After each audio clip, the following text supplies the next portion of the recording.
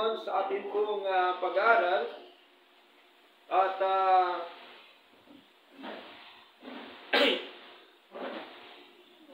okay,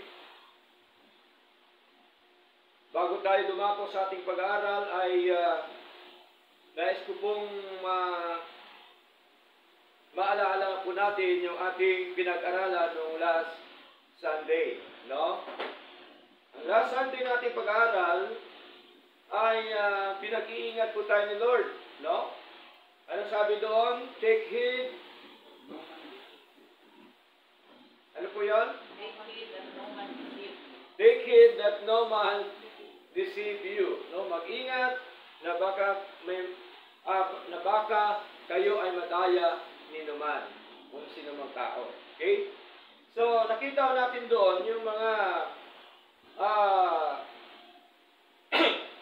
aral na kung saan po ay pinagpaingat po tayo ng ating Panginoon sapagkat tayo pong lahat ay naglalakbay sa mundo po ito at sigurado po yun, no? Marami pa po tayong mararanasan na mga matinding mga pagsubok sa buhay po natin. Marami po tayong mga na-encounter na mga tao po na hindi po mananampalataya at mga hindi makadiyos. Kaya po, tayo po ay tinagubilinan ng ating Panginoon na lagi po tayong mag-ingat at magbantay. Okay? Ngayon po, dito po tayo ngayon sa aklat po ng Jude. No? Dito po tayo mag-aralan po ngayon. Ang ating topic this morning is about building up yourselves in the faith. No? Building up yourselves in the faith. No? Sa wikang Tagalog, patibayin ang iyong sarili sa pananampalataya. Okay? Kailangan po tayo ay maging matibay sa ating pananampalataya sapagkat habang tumatakbo ang panahon, no, marami po tayo nakakasagupa ng anumang mga laban sa ating pong paglilingkod sa ating Panginoong Diyos na buhay. Okay? Kaya mahalaga na patibayin natin ang ating mga sarili sa atin pong pananampalataya. Katulad po nito, no, atin pong sasalaminin ngayon, ang aral po ni Jude. No? Bago tayo dumako mismo sa ating pinakabuod ng ating pag-aaral, atin munang kilalanin po si Jude. No? Ano po sa Tagalog ang Jude? Judas. No? Pero ito po ba si Judas Iscariote ito? Hindi. No? Dalawa po kasi ang Judas, no? Ito pong si Judas, okay, ay kapatid po siya ni James, no, na apostol ng ating Panginoon Kristo. At kung atin pong babaybayin ang pinanggagalingan nito ng ating Panginoon sa laman, no, ay sila po'y magkapatid na tatlo. Si James, si Jude, at saka yung ating Panginoong Hesus Kristo. Okay? Now, ang main purpose po nito ni Jude, no, meron siyang layunin, mahalagang layunin, no, pinakabuod na layunin, na sabi dito, the epistle was evidently written especially to warn the church. No? Isinulat pala ito ni Jude, no? Lalo na sa church, no, ng ating Panginoon, na kung saan ay makita ho natin yung mga warnings ng ating Panginoong Diyos. Okay? Against kanino? No? Against immoral teachers, no? Immoral teachers and alarming heresies which were endangering the faith of the believers. No? Pag sinabi po na immoral teachers, yung malaswang pagtuturo, no, ng mga tao during the time. Pag sinabing Hershey's, hindi po ito chocolate. No? Diba, kaisipin natin, chocolate po, no? Hindi po. Ito po ay tinatawag po na maling paniniwala. No? Maling paniniwala, maling pananampalataya. Na ito po ay mapanganib sa mga mananampalataya katulad po natin. Okay? Kasi ito talaga ang purpose ni Jude. Para yung church ay mawarningan.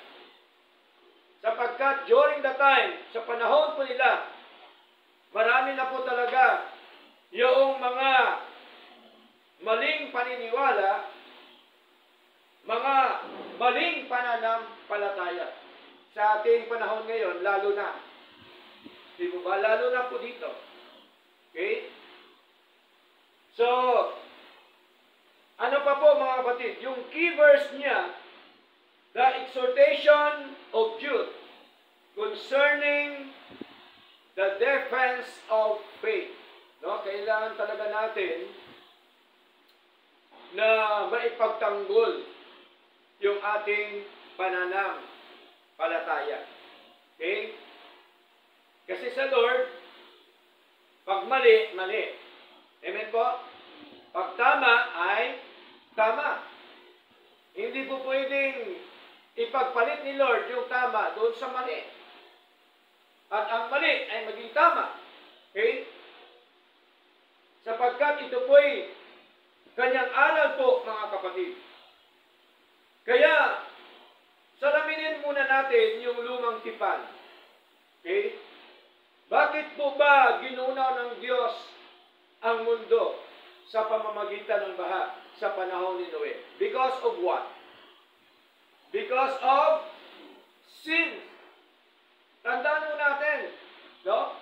Sa tuwing na may pinaparusahan si Lord, because of sin, mga kapatid. Di po ba?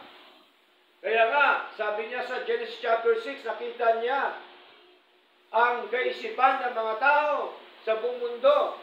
Nakita niya yung puso na lagi na lang masama. Kaya sabi ni Lord, gugunawin ko, aalisin ko yung mga taong ito. Kaya ang ginamit po niya ay si Noe. Okay? Tandaan po natin, sa tuwing na mayroong mga pinapadala si Lord, no?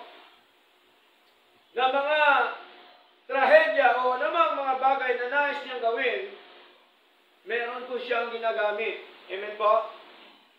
Na kanyang mga lingkod. Okay? Katulad po nito, mga minamahal. Sa verse 4 up to verse 5, basahin po natin, yung sinasabi po ni Jude, no? Jude chapter 1 verse 4 up to verse 5. Sa wikang Tagalog, sapagkat may ilang mga taong nagsipasok ng palihim na sila mula pa noon ay itinalaga na sa katulang ito. Mga taong hindi makadiyos na pinapalitan ang biyaya ng ating Diyos sa kalibugan. Ito po yung tinatawag na spiritual lasciviousness. No? Kung merong tinatawag na physical lasciviousness, meron din po spiritual lasciviousness. No? Na kung saan mga bagay na gusto nilang gawin na laban po sa ating Panginoon. Yun po yung ibig sabihin. Ituloy natin mga kapatid. Ang sabi po dito, na pinalitan ang biyaya ng ating Diyos sa kalibugan o lasciviousness at itinatatwa ang ating iisang Diyos o isang Panginoong Diyos at ang ating Panginoong Hesus Kristo. Okay? Verse 5, ninanais ko sa mga tuwid na ilagay kayo sa paggunita. No? Ang gusto po ni Jude ay ilagay tayo, no? O yung mga kapatiran sa church. Nang sabi dito, bagamat minsan ninyo nang nalaman ito kung paano na ang Panginoon nang mailigtas ang mga tao palabas sa lupain ng ito, pagkatapos ay nilipol sila na hindi sampalataya. Okay? Sino hong nilipol ng Diyos? Di pa mga Egyptian during the time? Mga hindi sila naniniwala sa tunay at totoong Diyos. Na Diyos na pinulingkuran ng mga Israelita during the time. Okay? So nakita natin, nasalamin natin, kung paano sila iniligtas ng Diyos doon sa mga masasamang tao. Bakit sila niligtas ng Panginoon? Anong ginawa na? Sumunod sila sa Diyos. Tama ba? Nung hinango sila ng Panginoon sa Ehipsyo o sa Egypto, sumunod sila sa Panginoon. Na bagamat po maraming mga mga nagmumurmur sa Lord. Diba? Diba? Kung inyo pa nabasa, sabi ko na iba, dapat doon na lang ako mamatay sa Egypto. Kaya kami mamatay sa ilang. Hindi nila nakita ang ginawa ng Diyos. Ang nakita nila, yung kanilang sarili, na hindi sila nagiging masagana during the time. Okay? Ngunit mga kapatid, parang ganito rin sa ating kalagayan. No? Minsan nakita na natin sarili natin, ang mga ginagawa natin dito sa lupa, ngunit hindi natin nakita ang ginawa ng Diyos para sa atin. Amen po? Dapat i-acknowledge natin. Dapat sampalatayanan natin. Dapat paniniwalaan natin yung sinasabi po ng ating Panginoong Diyos. Kaya, malinaw, meron pala mga tao na hindi mananampalataya. Okay? Hindi lahat pala na tao ay merong pananampalataya.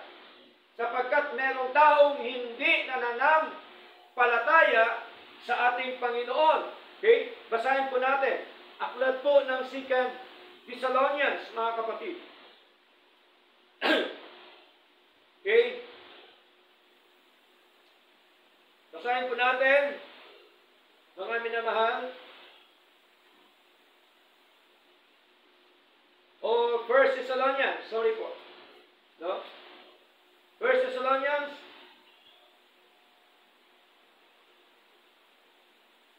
chapter 3. Okay?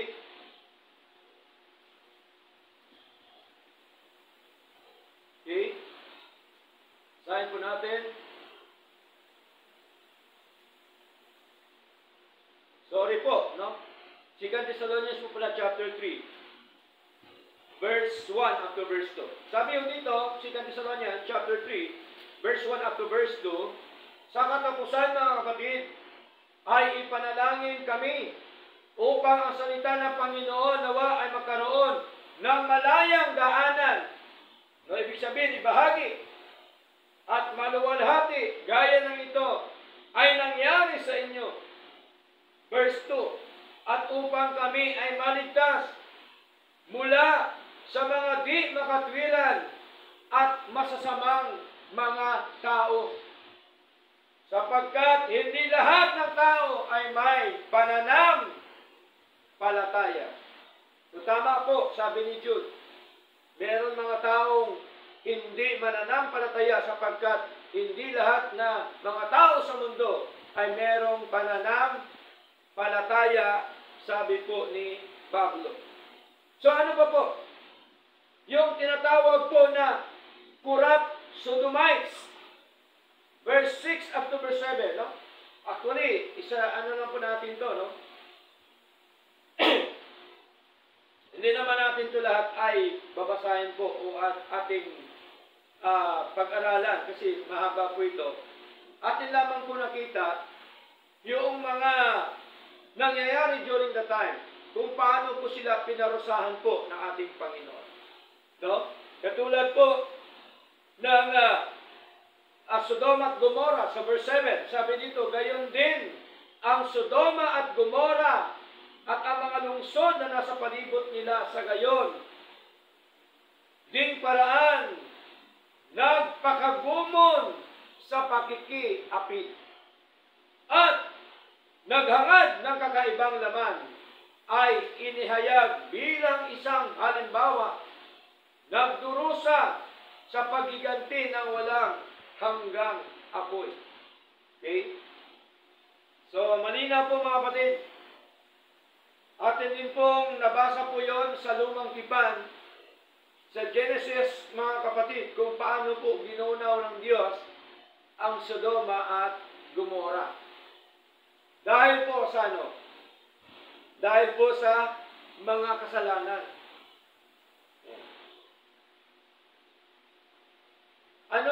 Anong lugar nyo na pinangaralan ni Jonah na sila ay nagbalik loob sa Lord? Anong lugar po yon? Nineveh. Diba? Noong nangaral si Jonah, sapagkat sabi ni Lord, gugunawin na niya ang Nineveh. Subalit, mga kapatid, noong nangaral po si Jonah, na bagamat siya ay umiwas pa, nangaral po siya noong time na yon, ang mga tao doon sa Nineveh ay nagbalik loob sa Diyos. Natuloy po bang kaparusahan ng Diyos doon? Hindi. Bakit? Kasi po sila ay nagbalik loob sa Lord. Ganon din sa isang mananampalataya. Gusto lamang ni Lord na mabalik loob tayo. Amen po? Okay? Para hindi tayo mapahamak sa mundo ito. Okay? So, nakita natin mga kapatid, yung Sodoma at Gomora na matindi. Okay? Ano pa po? Yung karakter, mga kapatid, ng mga tao during the time hanggang ngayon. Basahin po natin ang verse 8. Okay?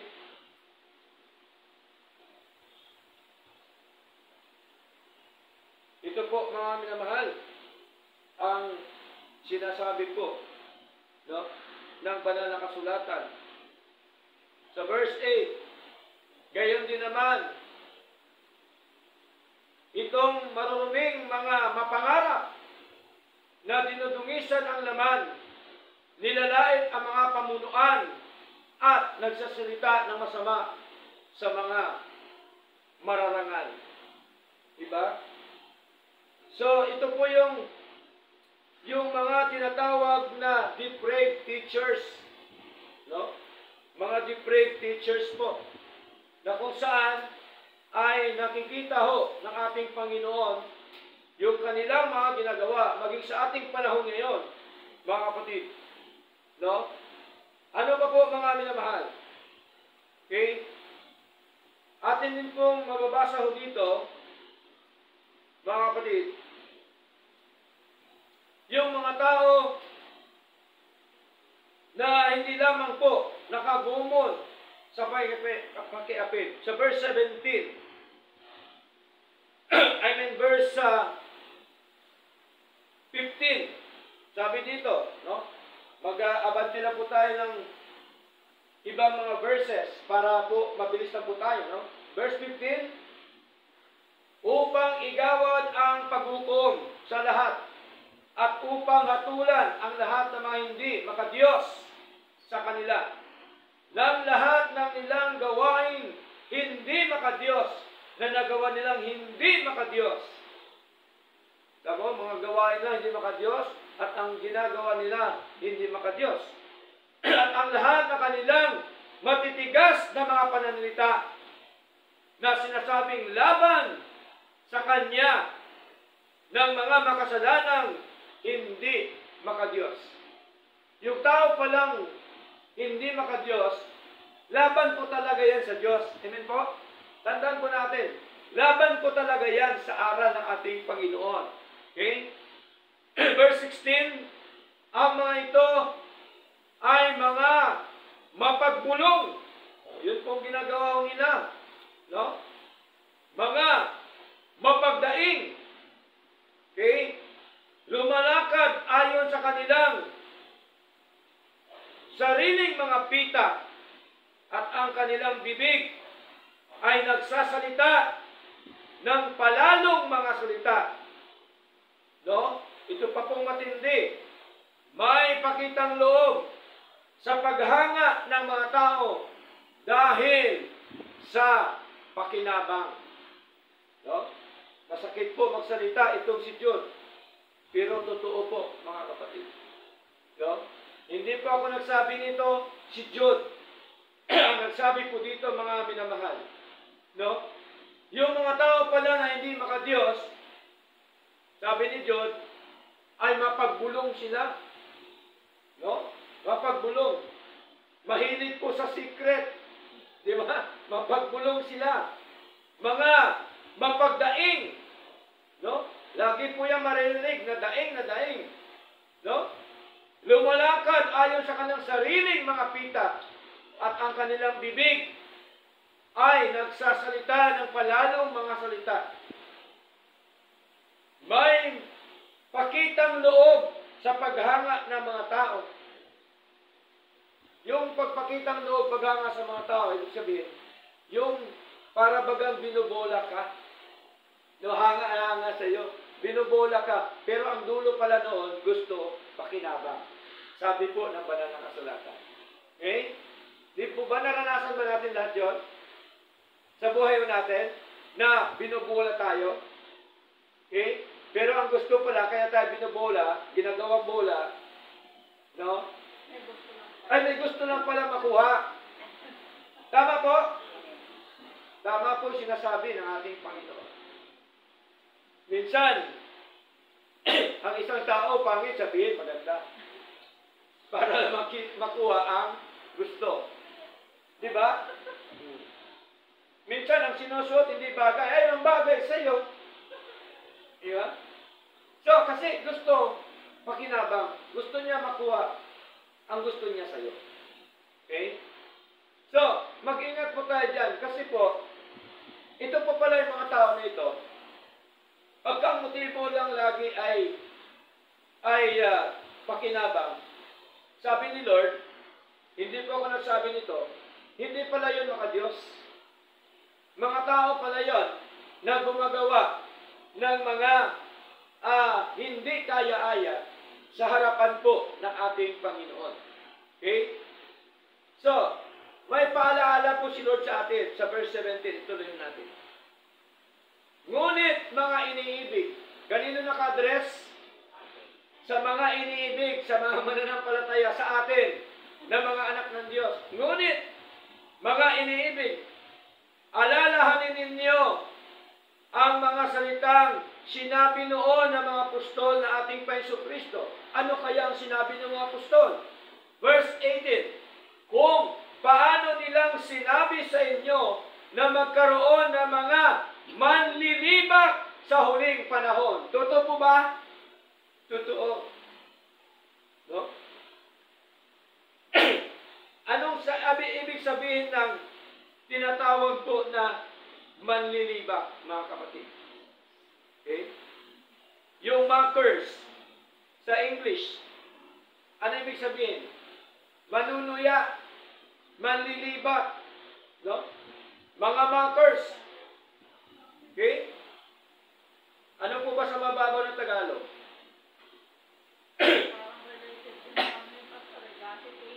Okay?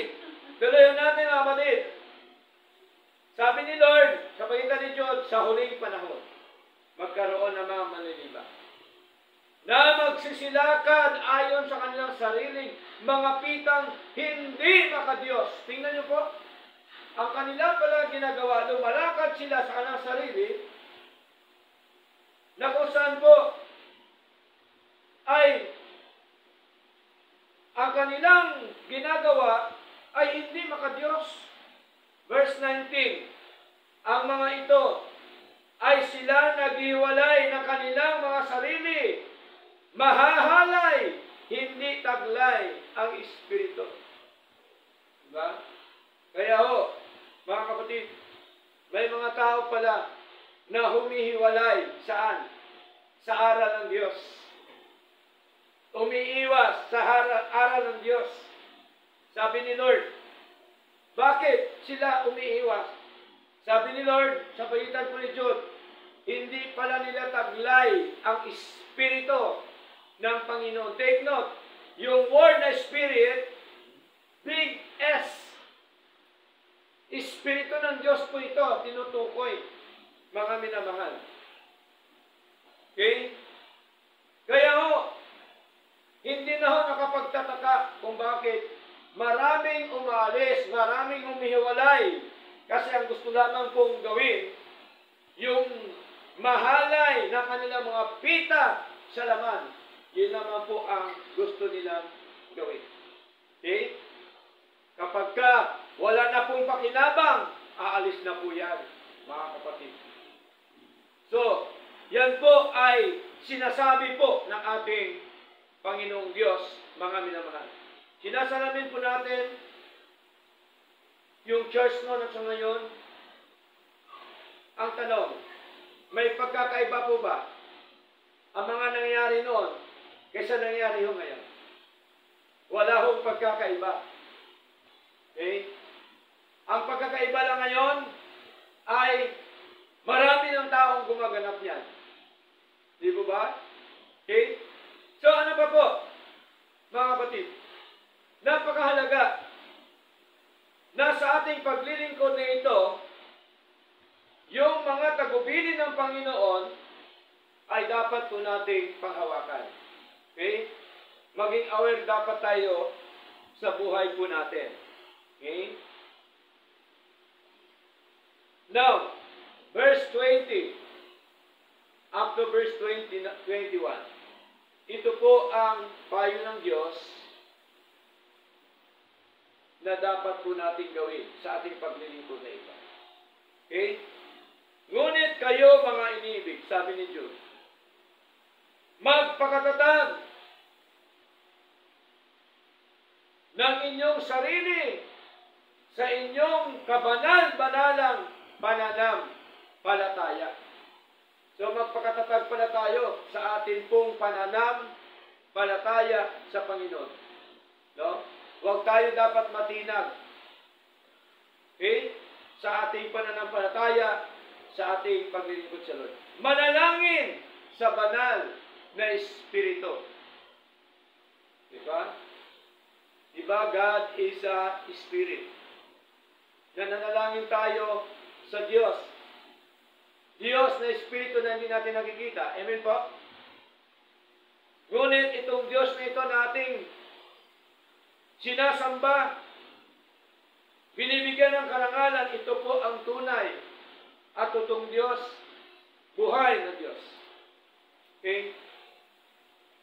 Kaya napakahalaga na tayo magpakatatag sa ating mga sarili, sa ating pananampalataya. Verse 21, panatilihin ang iyong sarili sa pag-ibig ng Diyos. Kaya dapat ang sarili natin, lagi natin paniwalaan, isipin, sampalatayanan ang pag-ibig ng Diyos sa atin. Amen po? Sapagkat siya po ang unang umibig sa atin. Kung siya po ang unang umibig sa atin, dapat ibigin din po natin yung ating Diyos. No? Tuloy-tuloy po dapat ang ating pag-ibig sa Diyos. Umaasam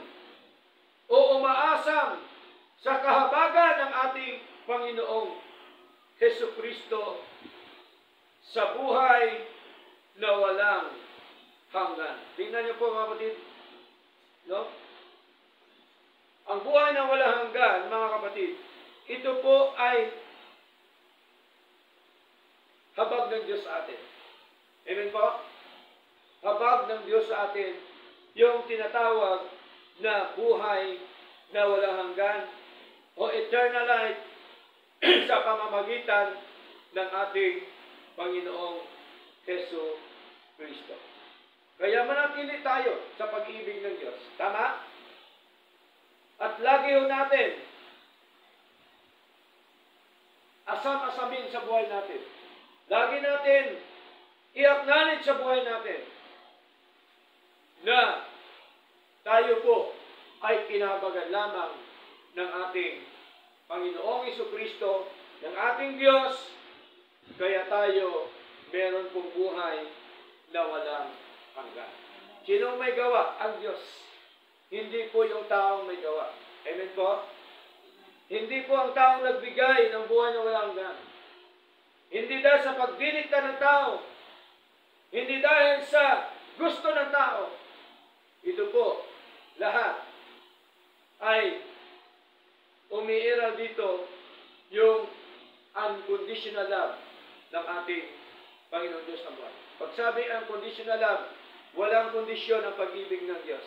Amen po? Tingnan niyo po, kung ang pag-ibig ng Diyos mayroong kondisyon, wala hong papasa sa atin na kahit isa. Amen po? Totoo po ba yan? Walang papasa, walang maliligtas sa atin. Dahil sa ating kasalanan na namana mula kay Adan at kay Eva. Okay?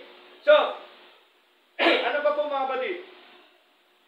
Ituloy natin. Verse 24 up to verse 25. Ngayon sa Kanya na makakayang mag-iingat sa inyo. Kaya ba ni Lord tayo ingatan? Kaya po mga kapatid. No? Na sabi dito, mula sa pagkahulog. No? Kaya mahulog man tayo. Kaya tayong ingatan po ni Lord. Mahalaga, magtiwala, sumampalataya sa Kanya. At magharap sa inyo ng walang kapintasan sa piling ng Kanyang kalahatian na may lubhang kagalakan.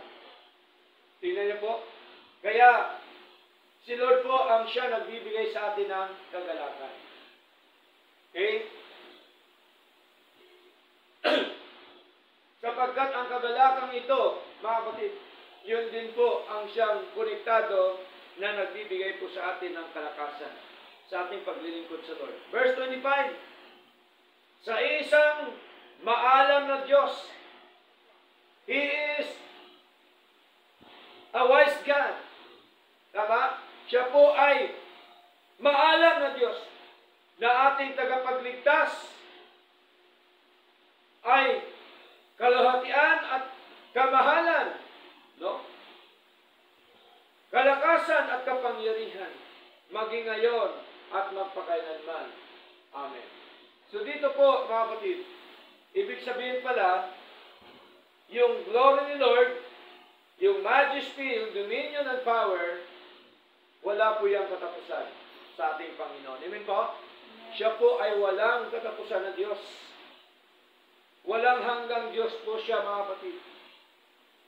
Kaya siya po ay isang wise God na alam po niya lahat ng mga bagay sa mga ito. Ngayon, dadako tayo ngayon sa ating conclusion. Ano ang topic natin mga kapatid? Building up yourselves in the faith. Verse 3 ng Jude chapter 1. Anong sabi ni Jude? Mga iniibig. Kanino naka-address ulit? Sa atin. Sa church. Sa mga mananampalataya. Sa mga makadiyos. Ang sabi dito, nung ako ay nagbigay ng lahat ng pagsisikap upang isulat sa inyo ang tungkol sa kaligtasan nating lahat. Kapatid, pinagsisikapan pala ni Jude na isulat. Ano ang kanyang isinulat? Yung tungkol sa ating kaligtasan lahat. Sinong lahat? Lahat ng mga mananampalataya. Amen? Lahat ng mga anak ng Diyos. Tama po ba sabi ni Jude? Tama po. Tingnan niyo po mga kapatid. Paano natin nalaman na tayo niligtas ng Diyos alone? May nagbulong po ba sa atin? Sa mga salita ng Diyos. Sa mga isinulat ng mga apostol. Kaya natin nalalaman, mga kapatid. Kaya sabi ko nga, ang aral ni Lord, konikonektado po yan sa kanya mga lingkod. Kaya ang aral ng Diyos, hindi po yan nawala. Amen? Hindi yan nahinto. Ang aral ng Diyos, hindi po yan nadagdagan. Amen? Tuloy-tuloy po yan hanggang sa ating henerasyon ngayon. Hanggang sa mga susunod pa na henerasyon. Kung loobin ng Diyos na hindi pa siya darating, hanggang sa susunod-sunod pa na mga henerasyon, mga kapatid. Tuloy-tuloy po yan.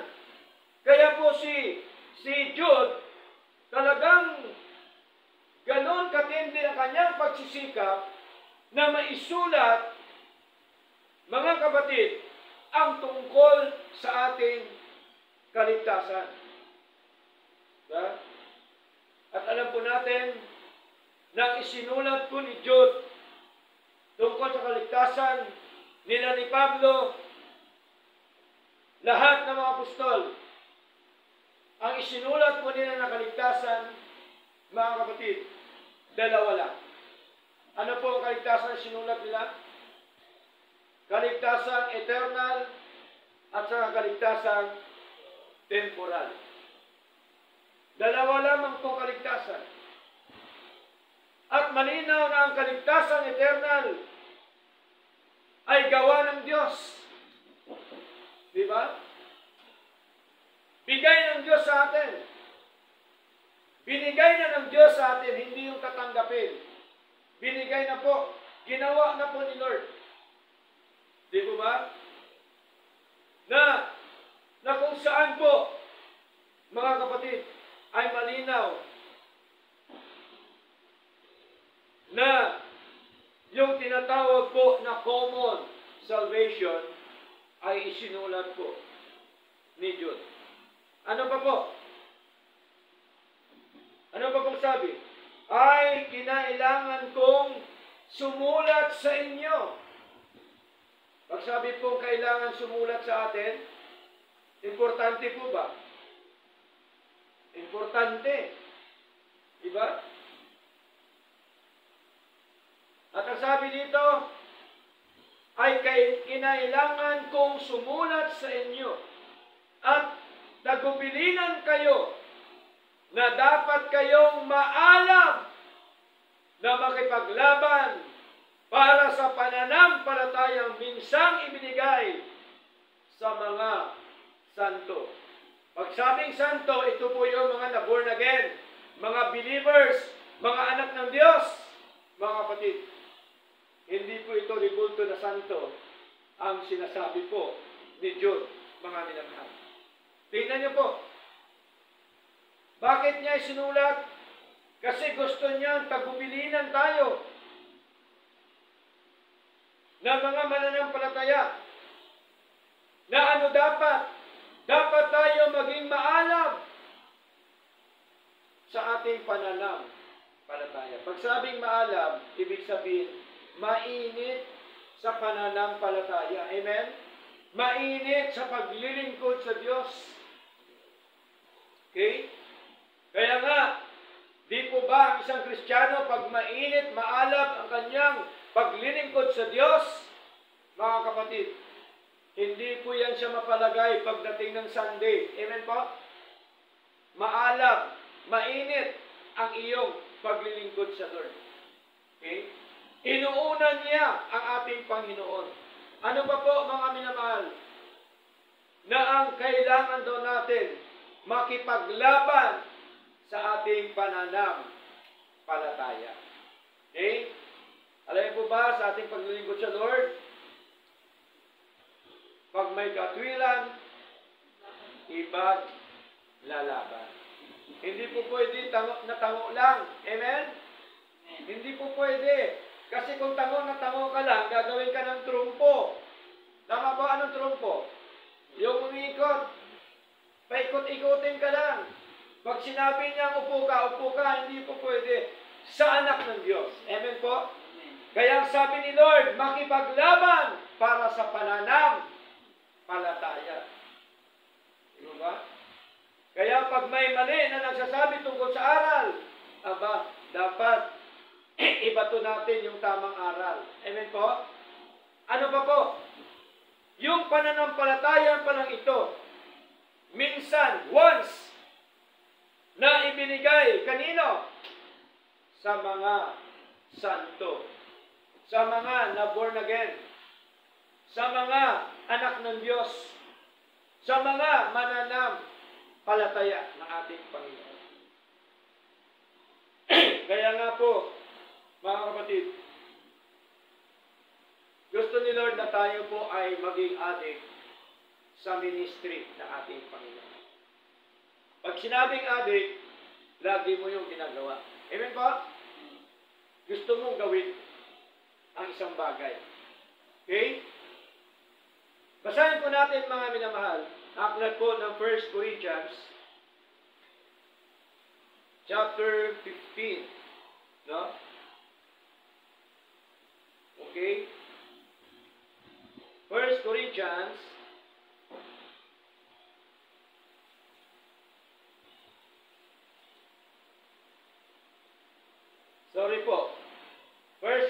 chapter 16 verse 15.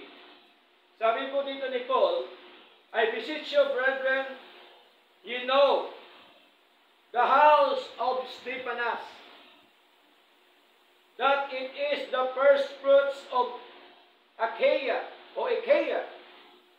and that they have addicted themselves to the ministry of the saints. Meron ba naging addict sa ministry ni Lord? Ito po ang pamilya ni Stephanas na mga mananampalataya sa ating Panginoon, mga kapatid. No? Di bali nang tawagin tayo addict sa Lord. Huwag lang addict doon sa ibang mga bagay. Amen po? Okay? Pag sinabi, tawagin tayo addict ni Lord, doon tayo lagi sa Lord. Tama? Lagi siya nating binabanggit. Lagi siya nating binibigyan ng katwiran, ng karangalan, ng kapurihan sa buhay po natin. Yun pong ibig sabihin na addicted in the ministry of the saints. Tingnan niyo po, ang ministry kasi sa buong mga santo po yan, ibig sabihin sa mga na-born again, nasa church, nasa pananampalataya, no? Na mga naglilingkod sa Diyos, yun po yan ang tinatawag po na saints, mga kapatid. Okay? Tayo na mga anak po ng Diyos. Okay? Yun po ang tawag ni Lord sa atin, wala tayong magawa. Amen po? Okay? Kasi nga po tayo ay binukod na po ng ating Panginoon. Okay? Kaya po mga kapatid, napakahalaga. No? Isa pa, panghuli po mga minamahal. First Peter. Basahin po natin ang 1 Peter. Okay? Chapter 1. No? Verse 10.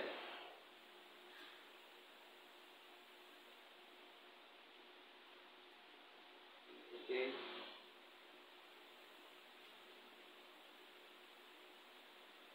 First Peter there. Okay.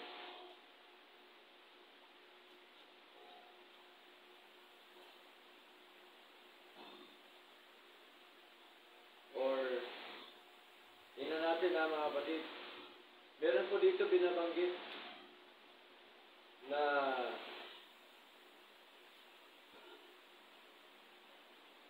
Okay. Sorry po. 2 Peter chapter 1 verse 10. Anong sabi dito? Sabi po ni Pedro, wherefore, the rather, brethren, give diligence to make your calling and election sure. For if ye do these things, ye shall never fall. Kaya bagkos mga kapatid, ibigay ang pagsisikap. No, dapat pala tayo magsikap sa ating pananampalataya. Amen? Upang gawin siya ang inyong pagkatawag at pagkahilang. Tinawag ba tayo ng Diyos? Amen. Tinawag tayo ng Diyos sa kaligtasan. Hinirang tayo ng Diyos sa kaligtasan. Sapagkat kung pag-usapan po yung tawag, actually marami pong tawag sa Biblia, kung itong tatlong ito ibibigay ko po sa inyo, meron pong tatlong klaseng tawag. No? Una, yung tinatawag po na eternal call. Tinawag tayo sa kaligtasan. Amen? Pangalawa, gospel call. Ang isang taong ligtas kailangan tawagin ng Ebanghelyo. Amen? Ibig sabihin, pangaralan. Sabihin ang katotohanan. After nang siya ay naniniwala sa gospel, after siya na-convert sa gospel ni Lord, anong kasunod? Ministry call. Sa ministry ka na ni Lord dito si church. Amen po? Yun po yung tatlong klase. Pero marami po yan, no? Tatlong klase po ang ibibigay ko lamang po sa inyo. Kaya, hindi lamang po pagkatawag sa atin, kundi pagkahiram pa, sabi po ng ating Panginoon sa pagitan ni Pedro. Sapagkat kung gagawin ninyo ang mga bagay na ito, ano pong gagawin natin? Na kailangan natin magsikap, ibigay ang pagsisikap sa ating Panginoon.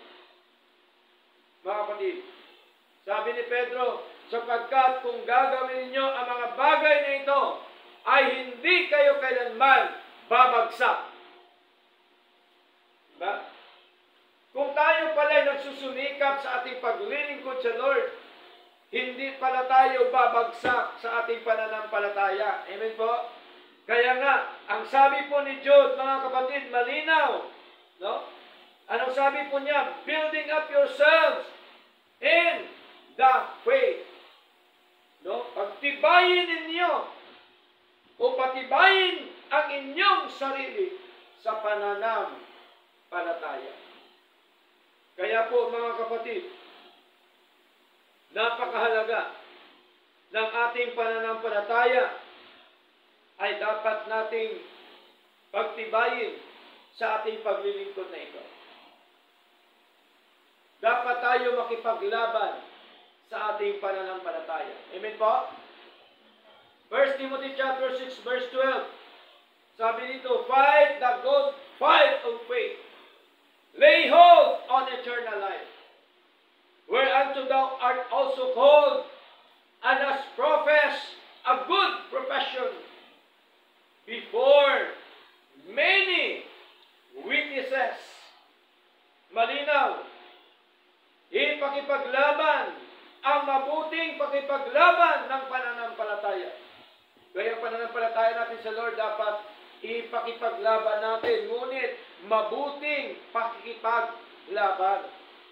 At ang sabi po, panghawakan ang buhay na walang hanggan. Nasa atin na po. Amen? Anong gagawin na natin panghawakan? Sampalatayanan. Yung sinasabi ni Lord na siya nagligtas sa atin, siya naghirang, siya nagtubos, at nag-born again sa atin, mga kapatid. Anong sabi? Kung saan ikaw rin ay tinawag at nagpahayag ng mabuting pahayag sa harap ng maraming saksi. Ibig sabihin, sa harap ng mga tao, nagpapahayag ka, ipinaglalaban mo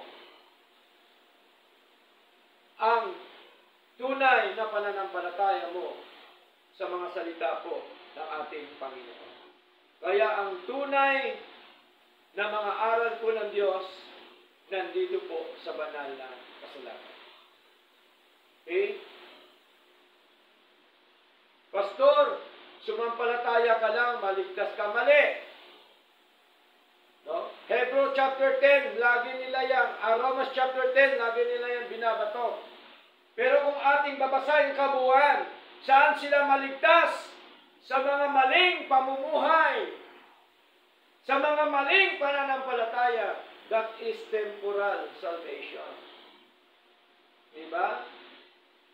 Sapagkat paano sa sampalatayang tao samantalang siya ay patay dahil sa kasalanan at pagsuway. Kailan sa sampalataya nung siya po ay pagkatapos na ma-born again. Amen? Kaya ang pananampalataya ay bunga, ebidensya, pureba ng pagkaligtas ng Diyos sa atin. Iba yung cause, iba yung effect. Okay? Malinaw po mga kapatid. Panghuli po. Ay, ilan na ito panghuli? Marami na? Hindi ito. Huli na lang po talaga. Okay?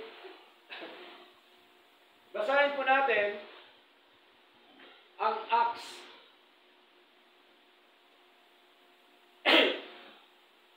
Chapter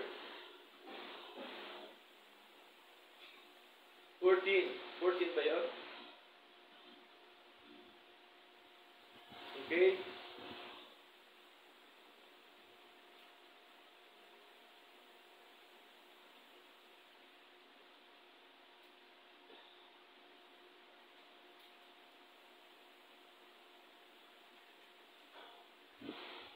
Acts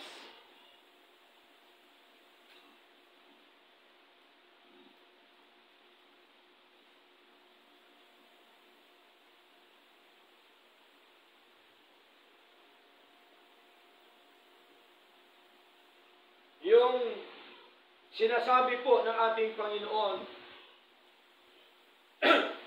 sa pamagitan po ni Pablo o ni Pedro, Acts chapter 13, I think. Tingnan natin. Verse 48. Yeah. Sorry po, si Pablo pa lang sabi ko dito. Acts chapter 13, verse 48. Ano sabi po? And when the Gentiles heard this, anong narinig nila? Pangangaral. They were glad. Okay? Ang mga nakikinig ba ng salita ng Diyos? Mga ligtas na po ba yan? Mga ligtas na. Hindi ka naman makikinig kung hindi ka ligtas. Okay? Ang sabi nito, and when the Gentiles heard this, they were glad and glorified the word of the Lord. And as many were ordained to eternal life, believe. Sila po yun. Yung mga itinilaga sa buhay ng malanggan, yun po ang sumasampalataya o sumampalataya doon sa mga narinig nila na salita po ng Diyos. So anong una? Kaligtasan o pananampalataya? Anong una po? Sa tao. Pananampalataya ng tao o kaligtasan? Niligtas mo na sa ni Lord, pagkatapos manampalataya siya. Anong una? Kaligtasang eternal o pananampalataya? Eternal salvation yung una. Malinaw. Ulitin ko. Sa wikang Tagalog. At gaya ng marami ng mga itinilaga sa walang hanggang buhay. May mga itinalaga. Sino ang itinalaga? Mga nakikinig ng mga aral ng Diyos. Kaya sila nagalak na tuwa. Anong ginawa nila? Sila po ay nananampalataya. Saan sila nananampalataya? Sa ipinapangaral ni Pablo. Tingnan niyo po. Una, eternal life. Sunod, pananampalataya. Okay? Hindi pwedeng una pananampalataya, sunod eternal life. Paano ka mananampalataya? Patay ka nga. Amen po? Because of sin na namanan natin kay Adat kay Eva. Wala pang pananampalataya. Kaya nga sabi ni Lord, hindi lahat na tao ay may pananampalataya. Sino lamang binigyan ng pananampalataya? Yung mga na-born again. Yung mga niligtas ng Diyos. Yung mga hinirang. Yung mga tinubos. Yung mga na-born again. Yun pong binigyan ni Lord ng pananampalataya. Sapagkat ang sabi po ni Pablo, hindi lahat ng mga tao ay may pananampalataya.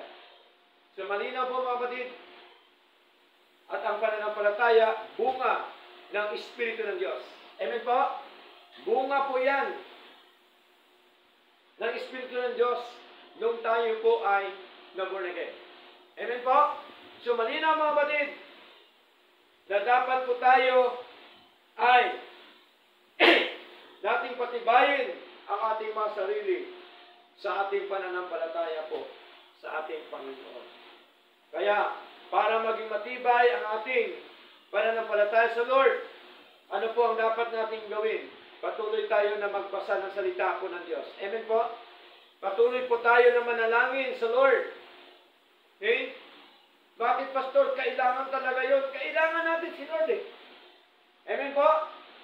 Kailangan natin yung sinasabi ni Lord sa kanyang mga salita. Kailangan din ni Lord na tayo magsabi sa kanya. Amen?